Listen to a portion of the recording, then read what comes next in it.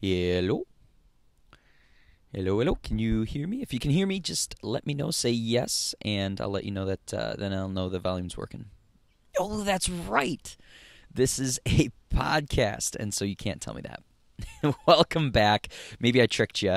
Welcome back to another Key.io bite-sized bits where we're serving up all kinds of little nuggets, little ideas, things to help you think differently, things to help you attack problems differently in order for you to unlock your true potential. And today we're talking about I wanted to share an activity that I've been kind of stumbled upon and has been working really, really well for me at the time where I need to trigger myself to get into some kind of deep thought. I have a problem. I'm trying to mull over different solutions. I'm going through to try and find out what are the best questions I should be asking about a particular thing. And this activity that I'm going to share with you today has been proven to be very, very beneficial for me. I hope you can use it as well. Now, before we dive into that, I wanted to first give you a little heads up. I often get asked, what books do I recommend? I read a book a week, always trying to consume all these kinds of books. And so people always ask me, what are the books that I should be reading? Well, of course, it depends on what you want to be learning. At the end of the day, it depends on what you want to be learning. So what I did was I put together a book library of a sorts where you can see all of the different topics and then the books I would recommend to read in order to learn or kind of grow in that particular topic. And so I'd encourage you to check it out. It's at key.io/books with an S.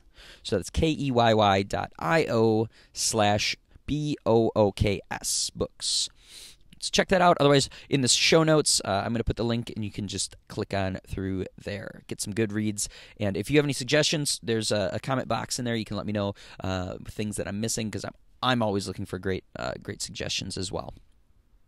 Okay, on to this way of thinking, this kind of activity that I put together for myself for way of thinking. It's nothing earth-shattering. You hear a lot of people that do it. But first off, let's figure out why you want to do this. Well, if you are like most people or like myself, when you are going through the day-to-day, you are living in kind of a shallow thought pool. You're thinking of, what do I have to get done today? What are my tasks? You're thinking very short-term. What is going on this week? Let's look at my calendar, And this is, there's this analogy of the forest. This is almost like walking through a forest under the trees. You're looking around. There's trees all over yourself. You really, it's such a thick, dense forest. You can't really see the end of it. All you see are the trees around you and the one or two or three paths that you've carved out for yourself. On the flip side of that, we also have deep thought. And this is where you are starting to peel layers back and think about the big picture. Think about some of these things at its core. And this is not a typical type of thought that a lot of people, generally speaking, do. They think very much on short term, and even for myself for years, was very much in the short term. And it's a totally different shift in your brain that you have to make to be able to start thinking long term. Think strategic. Think about new ideas that you've never considered before. Right? Taking things from other industries, from other places, and marinating on those in order to apply those to whatever situation you're facing. Or, like I mentioned earlier, where I use this a lot as well, outside of all those things, is if I am trying to figure out what are the right questions that I should be asking myself in order to dig deeper and find the right solution, right? It's all about the questions, not necessarily the seeking the answers. So, this in the analogy is kind of like, imagine that you grew wings and all of a sudden you flew up and now you are above the forest and you can see the lay of the lands, you can see where the edge of the forest is, you can see what's beyond the forest, and because you have that high level view of the forest, it allows you to figure out what is the path that you should take when you dive back down and get into the path in order to get to the end of the forest and move into the next area. Okay, so that's kind of the second part of that analogy. All right, so here's the activity. Again, nothing earth-shattering, but it's something that I found very, very helpful in order to do this. So the first thing is that you need a place that you can idea dump, that you can just get anything that comes to your head and pull that off and dump it on somewhere. And so that could come in the form of I walk around with a little notebook. It's just fits in the back pocket, so it's just a small little pocket notebook and a pen or a pencil, and you just put that in there. You could also use note cards. I know a lot of people like note cards if you don't want to walk around with this big, thick thing. You could use your phone. However, using your phone leads into the temptation of wanting to check social, wanting to get distracted. You see notifications. And so I think there's something about having that tactile experience of writing things down along with avoiding the distractions that come along with using your phone. So I would recommend not using your phone. Invest in a notebook. They're very, very cheap. I'll put a link in the show notes on key.io notebook where you can, the one that I use and the one that I like, and the pens that I use. A little particular about pens these days. I don't know why. I think certain pens, they write better, and so it's easier to get the ideas flowing. And it's the OCD in me, I guess. Okay, second thing. Now this is actually pretty big. So this is something that I stumbled upon. So to help sleep, it's really hard for me to sleep in the complete silence, and so I use a sound machine via a sleep app. And the one I use is called Sleep Pillow. So if you search Sleep Pillow, you could find that. There's a million of those different apps out there. But what I notice is that when I'm sleeping, because I've trained myself over years and years and years of using this sound machine to fall asleep, it triggers. It's like an anchor that triggers me into a different state of mind. It allows me to start pulling myself in, start blocking out the outside things, and in the case that I've been using it for years and years has been to fall asleep. But now I started using this sleep app. I want to trigger myself through that anchor into a deeper state of thinking. So I'll put the headphones on. That helps kind of avoid the distractions, kind of blocks out the outside noise, and then I'll throw on one of the sounds in the Sleep Pillow app or in the sound app. And so the one I use is Thunderstorm. You could use Rolling Waves. You could use Crackling Fire. Whatever it is for you that you enjoy that helps you get in that state. And because it's kind of like a repetitive, ongoing light sound, it's not distracting. It doesn't pull those thoughts away. If you listen to music, a lot of times, that music, the lyrics, the bands, whatever, you'll start pulling yourself out of there. And so I've found this to be very helpful. Okay, so in addition to that, I will put my phone on airplane mode. Again, just avoid all the distractions. I've already on my phone turned off all notifications, all badges, anything. Like there's the only way I can know that I have something new is if I actually go into the app. But on top of that, I also have put it on airplane mode just to completely avoid that. And then the last thing that I do before I kind of embark on the actual idea part of it is it's important. It's absolutely key to get in the right mental state. And so I'm going to do a whole nother Key.io episode on how to change states just like that in a future episode. But for this one, what I want to talk about is that kind of the Cliff Notes version, which is the easiest way, hands down, the easiest way to change your state is change your physiology. Get moving around. Get that blood flow moving, and that will help you immediately change your state. And so what this looks like, what I do is I do about 2 to 4 minutes, leaning towards the 4 minutes of deep, heavy breathing. So I do a lot of inspiration around Wim Hof. If you don't know Wim Hof, you can search for him. I'll also put in the show notes. But 2 to 4 minutes of deep breathing. And that deep breathing will do a lot of really cool things within your body. It'll waken you up. And at the very end of those 2 to 4 minutes, I take a nice deep inhale through the belly, through the chest, and I hold it, and I flip, and I go and do as many push-ups as I can, right? Again, for those of you who follow Wim Hof, you've probably seen his exercises that he does there. So do as many push-ups as I can until I can't do anymore, and that is an amazing way to automatically trigger your states. You could also do things like burpees. I know everyone hates burpees. Burpees are awesome. I actually like burpees, but Burpees are awesome for triggering different states, along with just jumping. Honestly, like after I do the breathing, after I do the push-ups, I get up and I just do about 30 seconds of just jumping up and down, nice and light, nice and smooth, and that is another way to change state.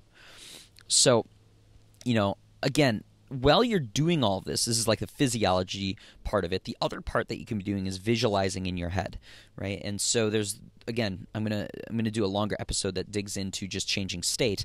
But one of the quick Cliff Notes things that you can do is visualize a time in your life previously where you were in a state of confidence, in a state of eureka. You had a big breakthrough moment. It felt great. Maybe you were working on some creative project. You were drawing. You were singing. You were dancing. You were doing something, and you were just in that amazing feeling. And what you're doing in your head while you're doing this breathing, while you're doing the push-ups, while you're doing the jumping, is you are associating yourself back into that memory. So you're seeing the world through those eyes and kind of reliving that memory as if it's happening now. And that's going to help trigger a lot of things in your brain.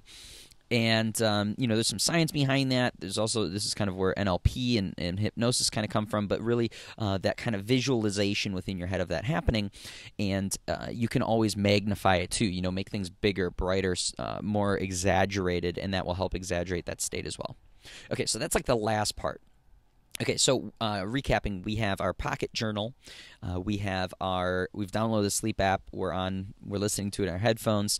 We have our phone on airplane mode, and we've changed our mental state through physiology and visualization. Now, from here, you're ready to start deep thinking. And what I've found is that we're meant to be outside. We as humans are meant to be outside. And so when you can get outside, there's something about it. I don't know what about being around nature, even if there's no nature around, you live in New York City, just walking around and being in the outdoor area allows your brain to, start feeling deeper thoughts.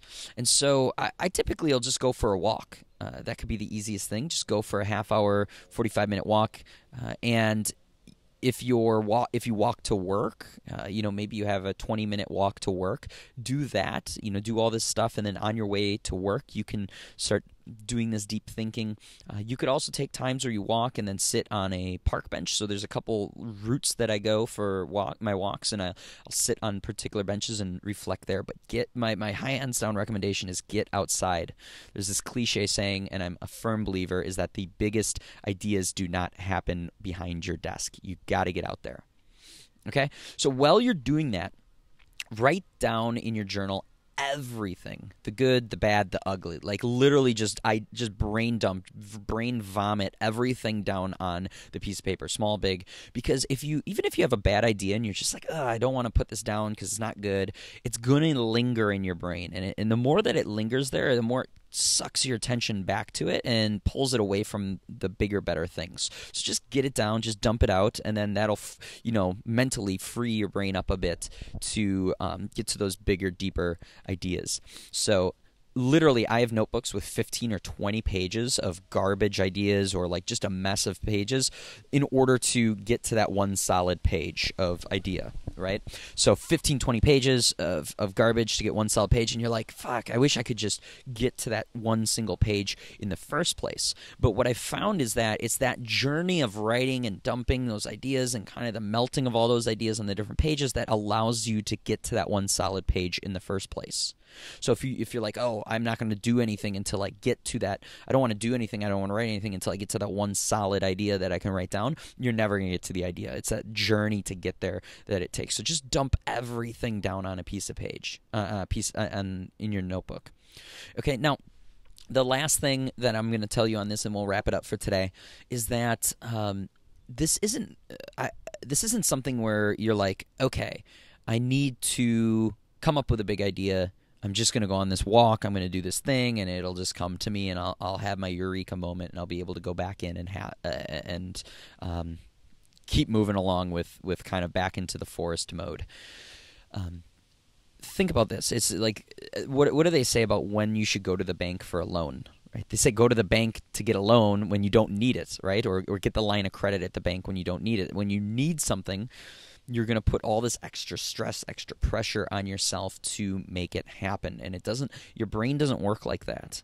Your brain, many times, you need to get into this kind of half-conscious, half-unconscious state and just let things kind of marinate. And that marination may take a day, may take a week, may take a year for that eureka moment to happen. And so what I want to wrap this up is that the key is not to just say, okay, I'm going to do this once, I'm going to go on this walk, I'm going to do this thing, and then that's it. Or put that extra pressure where it's like, I need to come up with an idea, so I'm going to go on a walk. And then all you're going to think in your head is like, it's going to be just gnawing away at you.